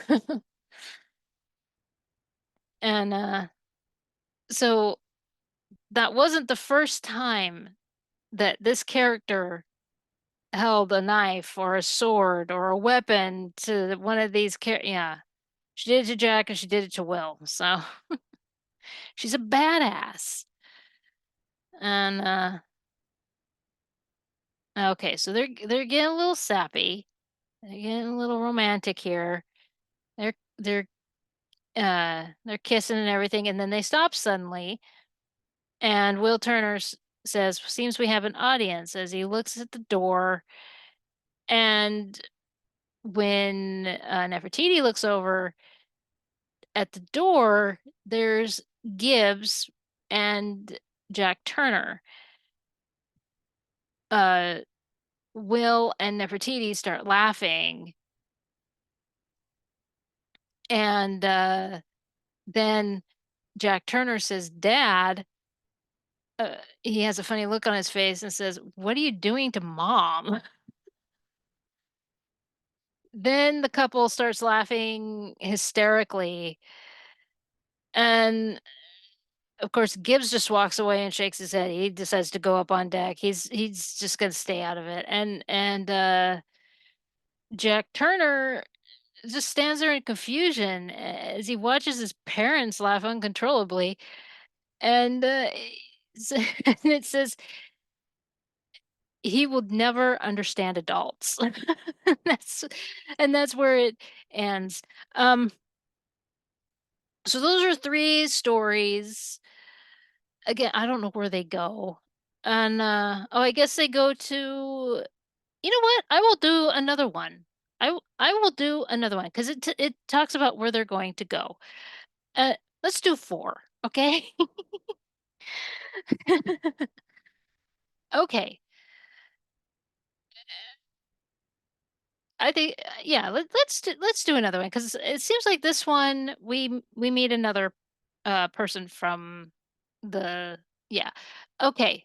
So this one's called An Interesting Reunion, and so here we go. Okay, after 2 months of sailing, it would have been more than that. Again, let's look at John Jacob Astor where he spaces in miles. It would have been so much longer than that. Considering that a lot of times with the sailing, it was years. Yeah. Okay. Black Pearl came into Port Royal. Wasn't Port Royal in the Caribbean? Yeah, it wasn't in England, was it? I don't remember. I don't think I did my research on that one. Anyway, Well, they're in England now, I think. William stood on deck and just stared. It had been years since he had left his first home. Oh no, it was. Or maybe it was on another island in the Caribbean. I, anyway, let's see. He was glad he left. If he hadn't, he would have never met his wife. He would have never been given the two beautiful children he had. William, is everything all right? Asked Nefertiti as she walked up behind her husband, holding Delilah in her arms. He looked at her and smiled as he took his daughter from her. Yes, everything is fine. It's just been a few years since I've been here. More than just a few, she said with a chuckle. She looked out at Port Royal. Are you glad to be back? Time will tell, I think. Yeah, now I remember at the time, for some reason, I had this disconnect that Port Royal was in England and not in the Caribbean. And Port, I should seriously, it's not like I didn't see Bruce Campbell's Jack of all trades or anything like that. I love that series. If you've never seen Bruce Campbell's Jack of all trades, oh, it's so damn hilarious. I love it. And that show does not get enough credit for what it is. That is one of my favorite superhero movie I mean TV series. Oh, it's so funny. And and it's around the same time. It's yeah, seriously. And so yeah, Port Royal I in my mind at this time I thought was in England. So just bear with me. I'm 20, let's see, 2004, 2005. Yeah, 22, 23 years old. Yeah. I was going through testing, and that's my excuse. I was a dumbass. I can laugh at myself, okay? Okay. Okay, so she looked out at Port Royal. This is Nefertiti. Are you glad to be back? And Will Turner says, "Time will tell, I think." Uh, Jack stumbled over and leaned against William. Bloody glad we're here. The rum's gone. Uh, Celtic came up at that point and pulled Jack away. Why don't you complain about the rum over there on that side of the ship and leave the family alone? Okay, the Black Pearl was anchored and a few of the crew rowed to the dock. Once on land, Jack started for the tavern, which didn't surprise anyone. Everyone else just walked the streets.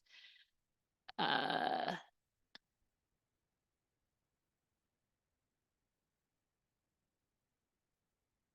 yeah. My brain glitched. Give me a sec. Okay, Nefertiti at one point realized you also have to realize that when I copy and pasted this, it's bright yellow, and I didn't think to change the color to black. So I'm kind of having a hard time reading this. Okay. So Nefertiti at one point realized, so if it seems like I'm just all over the place, bear with me.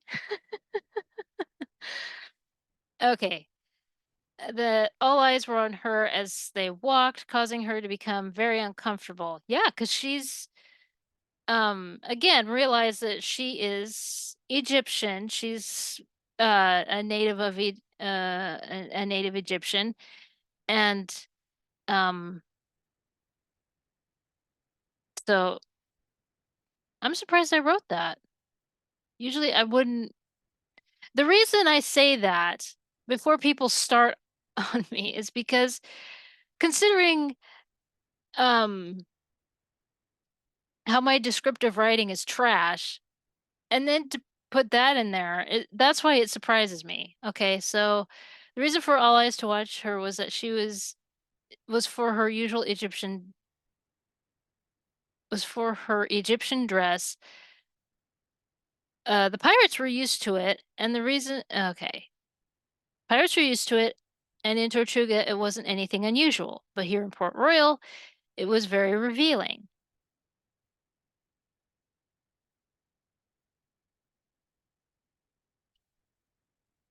Okay, and that's where the descriptive writing is doesn't say anything. Okay, so usual Egyptian dress for the time period. Uh-huh. "Well, why am I the center of attention?" she asked softly. "Because you are so beautiful." Oh, geez, sappiness. Okay, so then uh Celtic shook her head. "I hate to break it to you, Mrs. Turner, but your choice in clothing isn't exactly what they see every day." She looked down at what she was wearing, then looked around at other women in the crowd. "I can't walk around it in this if I'm going to stick out like a sore thumb." "Say no more," said Celtic as she took her arm. "Well, I'm taking your wife for a little shopping." Okay. So the two women left, Delilah close behind them. He looked down at his son and said, "Well, do you want to see where I worked before I became a pirate? Where I first met Jack?" Well, of course the son wants to see that. Okay, so father and son started walking to the blacksmiths where William used to work. He told his son all about growing up at Port Royal and how he came to live in such a place. You were saved from pirates?" asked Jack, confused. "It's a long story, son," William said with a chuckle as they came to the blacksmith. uh, Not exactly. Okay, so William opened the door and stepped inside, a flood of memories sweeping past him. The one that stuck was the sword fight with Jack Sparrow, in which he began to tell his son about the event, acting it out from memory. I'm a little surprised. Um, reading this again, the, the blacksmith just let him walk in. And is that blacksmith still employed there, or did they hire a new blacksmith? I liked that blacksmith. "Just doing my duty, sir." Okay, so Jack Turner is just he's reveling in this moment. I mean, he thinks this is exciting. He hoped one day to be a great swordsman like his father, as well as the greatest pirate that ever lived. Soon he started to ask his father about stances and all that, like fencing stances. And got to the point where both sat down out of breath. "I think we should find your mother in Celtic," said Will, standing finally. Yeah, where's the blacksmith? You don't just walk into an establishment.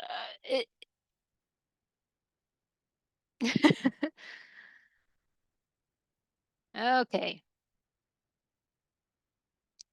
Unless it's the same blacksmith and he's in his chair out. Same place. Oh, right where I left you. Okay, so they left the blacksmith and started to search for the two women. Actually, two women and a little girl in the different shops when William stopped. In one dress stop, in one dress shop stood Elizabeth, the young woman that broke his heart so many years ago. I don't remember if I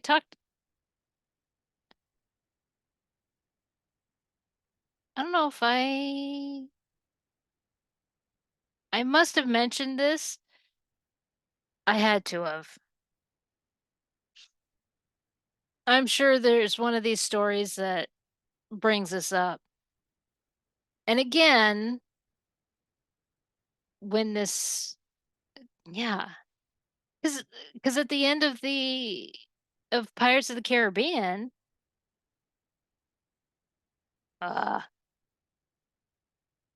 okay, so she looked up and her eyes went wide when she saw him. "Will, is that you?" You yeah, this is kind of underwhelming. You would think that there would be more to it than that. Yes, Elizabeth, it's me."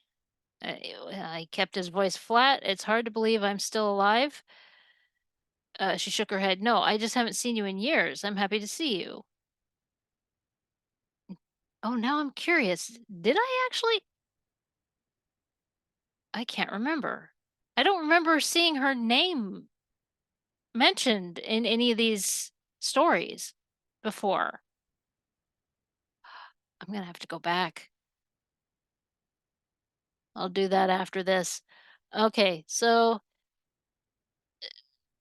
she was, um, "Is it hard to believe I'm still alive?" Okay, she shook her head. "No, I just haven't seen you in years. I'm happy to see you."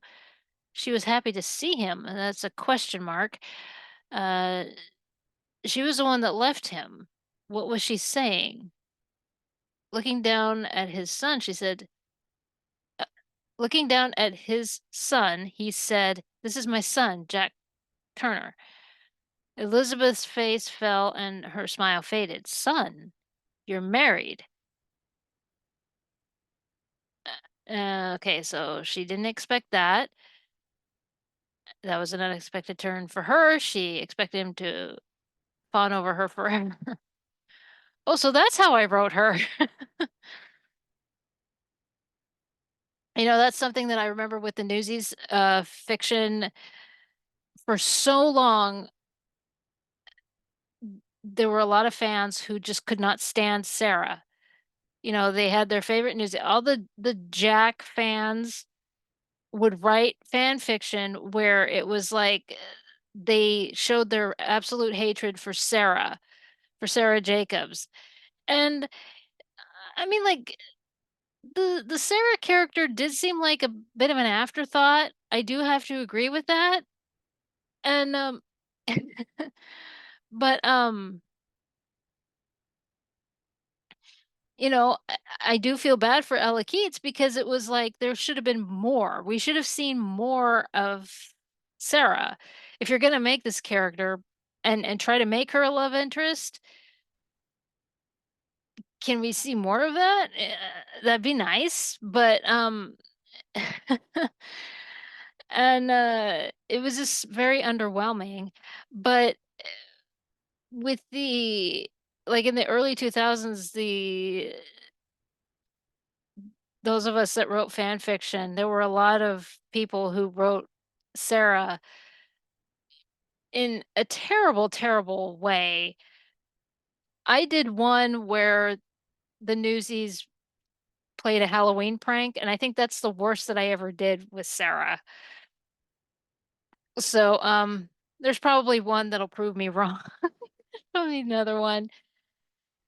I really don't remember doing anything terrible to Sarah in any of my fan fictions, except for that, a Halloween prank. But yeah, so but in this it apparently Elizabeth is self-centered. Huh. Yeah. Makes me wonder if I had written more and had written the fan fiction for myself, how Elizabeth would have been. Would it continue to be like this? Okay.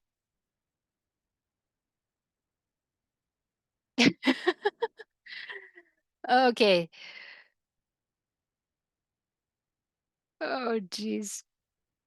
All right, so I gotta go back a little bit. So, Elizabeth's face fell and her smile faded. "Son, you're married?" That's how I came along, ladies. Jack Turner. Sounding too much like a pirate. William held in a chuckle.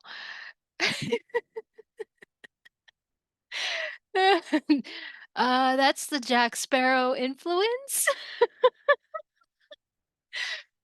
I see, replied Elizabeth. How did you end up married? I thought you went off with Jack Sparrow. Yeah, doy. uh, oh, jeez. Okay. Boy, are you dumb, lady, says Jack Turner, rolling his eyes. Everyone knows Jack has girls around him all the time.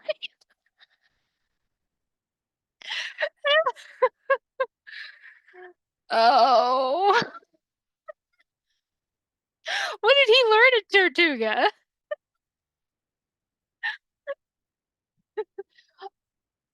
I almost want to write Jack Turner as a teenager.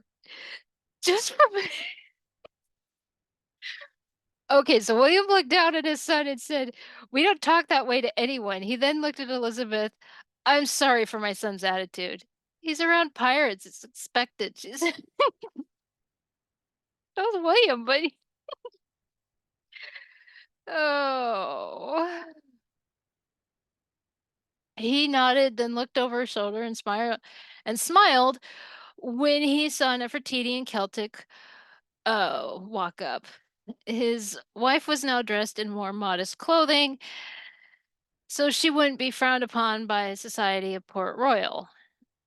Still as beautiful as ever. Uh, Nefertiti noticed Elizabeth and asked, "Are you a friend of William's?" Here we go.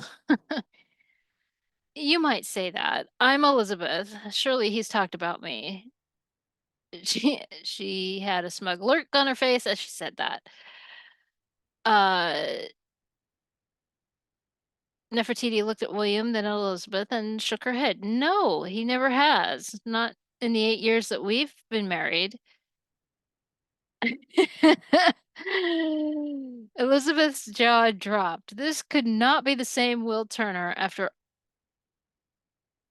all the years Will,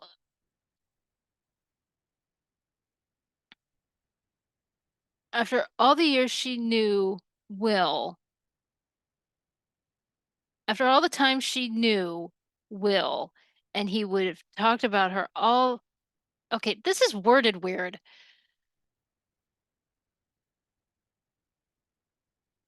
Okay, I think I got it.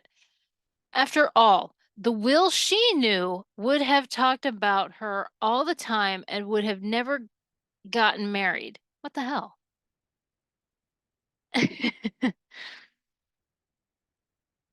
Except to her. Uh, yeah. Yeah, I really wrote her like a self-centered bitch, didn't I? Uh, but I don't know. I think it's how I saw the character in,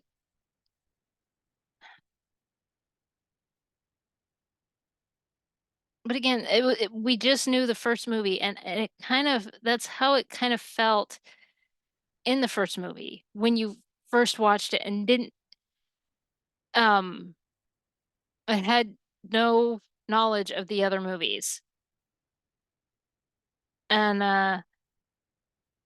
it's so funny that now with all these Star Wars movies that come out and there was a time when we only had uh the original trilogy and and everybody's like, "Oh, because the prequels and all this stuff." And it's like, there was a time when we didn't have that. That didn't exist. Think in your mind that that didn't exist.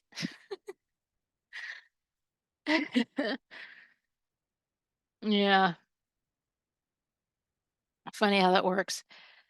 Okay. So she feels some jealousy that she was replaced by someone much more beautiful and mysterious. It wasn't fair.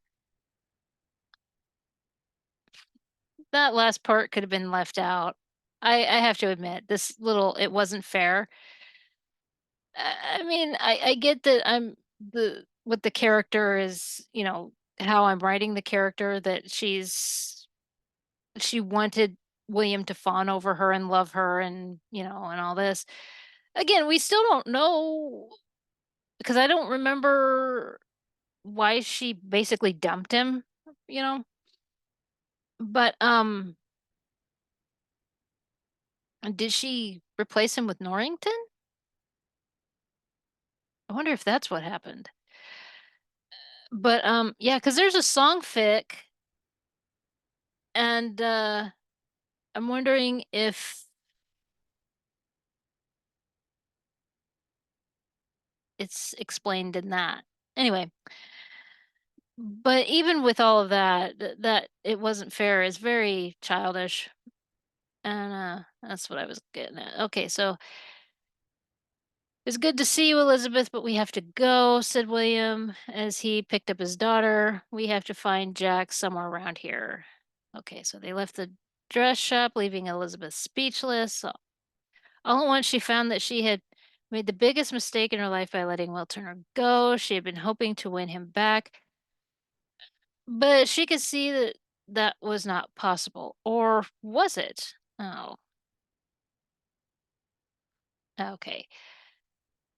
Celtic sat in the tavern with Jack and told him about the confrontation with Elizabeth and William Turner. She could see the wheels turning in the young woman's head, and she didn't like it. She wanted Jack to know about it.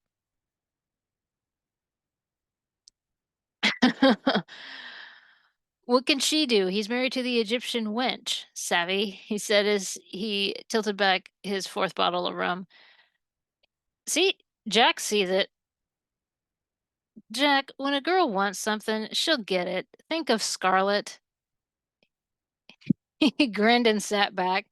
Scarlett is dot dot dot. He then looked back at Scarlett. I see your point, love. We gotta stop something from happening.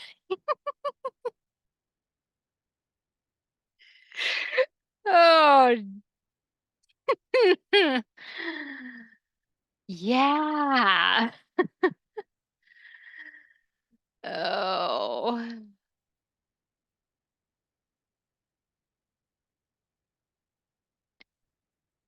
So then Jack thinks for a moment and then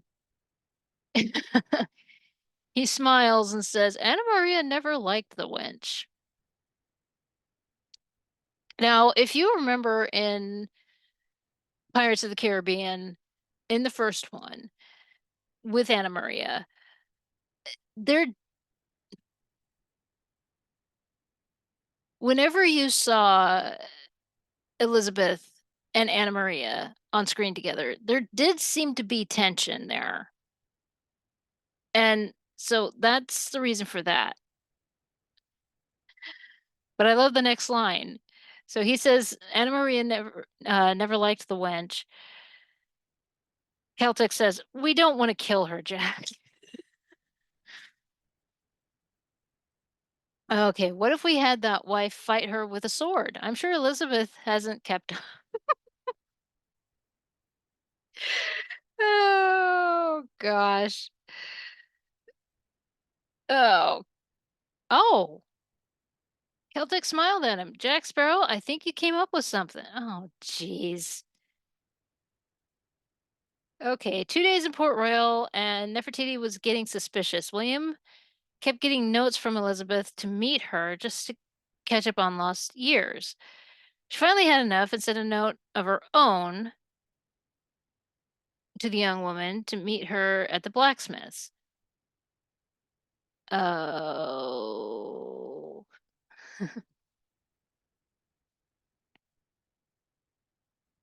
Was that prompted by Jack Sparrow and Celtic? I wonder. So Elizabeth came to the abandoned blacksmith building. Oh, so it was abandoned. That's why Will Turner and his son could just go in. Huh, okay. Okay, so it looked empty until the blade of a sword met with her throat. That's like a trademark for this character now. Because this is the third person. She glanced over and saw Nefertiti glaring at her, holding a sword to her throat. She showed no fear to the Egyptian and said, "What is it you want? For you to stay away from my husband. I know what you're trying to do. Uh, I've seen your kind before. And what is my kind? Let's see. A temptress, a she devil," replied Nefertiti as she took her fighting stance, just as she had so many years ago with William. That was what I was talking about. In the first story, it was William. And like for years, I thought it was Jack Sparrow that it had been, but it was obviously the one that I had read. And okay. So took her fighting stance like she had with William. But with you, I'll be generous. You're both. Elizabeth glared at her. "You heathen, you dare to speak to me like that." Wow, I actually use those ones. Okay, let's see. Nefertiti pressed the tip of the blade against Elizabeth's throat, breaking skin. She looked at the young woman and replied, "You call me a heathen, and yet I'm not the one trying to break up a family, one that William Turner loves with all his heart." Good point. Suddenly, Elizabeth grabbed a nearby sword and fought with Nefertiti. As the battle wore on, it was obvious who was the better expert at swordplay. I see. It would be nice to actually have like some kind of description here.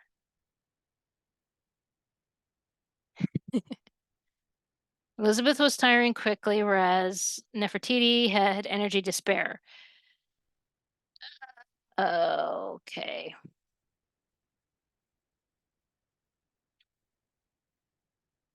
Nefertiti had Elizabeth pinned to the ground, her hands wrapped around her throat, glare in her eye as she looked down at the young woman. "Oh, you try to break my family," growled Nefertiti, "and I'll break your neck." Uh, she then let go of Elizabeth, adjusted her dress, and touched her hair, then walked into the streets, leaving Elizabeth in fear and shock. And that's the end of the story. So, four stories. I'm not going to read anymore. So, that gives you an idea of the pirate stories that I have. Again, there's 12 altogether. And, and yeah, they're basically uh entwined. I have that one surprised me. They were entwined so tightly together, as you can see. Yes, I wrote them for somebody, but even then, I would have thought that they would be standalone stories, just like I've done before. I mean, I've even there's like a couple of Star Wars fan fiction stories that I wrote standalone. And, and so this was surprising. And the but I just I love that it's such a different writing style because of the fact that the obsession was so new. I've said it so many times in this that my other obsessions went on for so long. Newsies was 10 years, and really even Star Wars since I was a little kid, and I write a couple fan fictions for that. And it's yeah, sure we were waiting for Revenge of the Sith and everything. That's fine, but I mean, this was brand new. Descriptive writing out the window, But you know what?